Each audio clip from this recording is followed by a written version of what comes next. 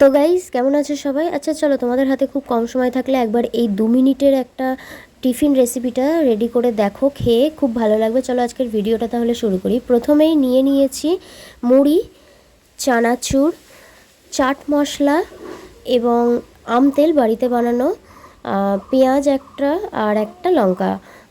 এরপর একটা পাত্রে পরিমাণ মতো মুড়ি নিয়ে নিতে হবে। যে যতটা মুড়ির পরিমাণ রাখবে সেই পরিমাণ বুঝে দিয়ে দিতে হবে সরিষার তেল। এরপর দিয়ে দেব পরিমাণ মতো চাট মশলা।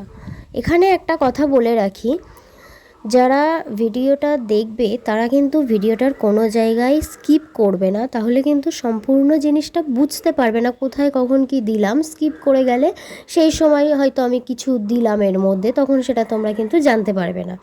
আচ্ছা, আমার চ্যানেলে কিন্তু এরকম নতুন নতুন অনেক ধরনের রেসিপির ভিডিও আছে, সেগুলো কিন্তু দেখে নিও, তোমাদের কাজে আসবে। আচ্ছা, এর মধ্যে এবারে দিয়ে দিতে হবে আম তেল।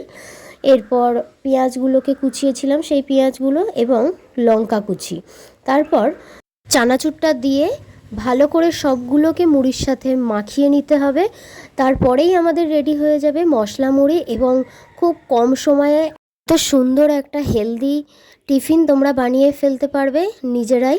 তো চলো, আজকের ভিডিওটা এই পর্যন্তই। কেমন লাগলো অবশ্যই কিন্তু কমেন্টে জানিও, লাইক করতে ভুলো না, আর চ্যানেলটিকে অবশ্যই সাবস্ক্রাইব করে নাও। এরকম আরও নতুন নতুন ভিডিও খুব তাড়াতাড়ি আসবে। ধন্যবাদ।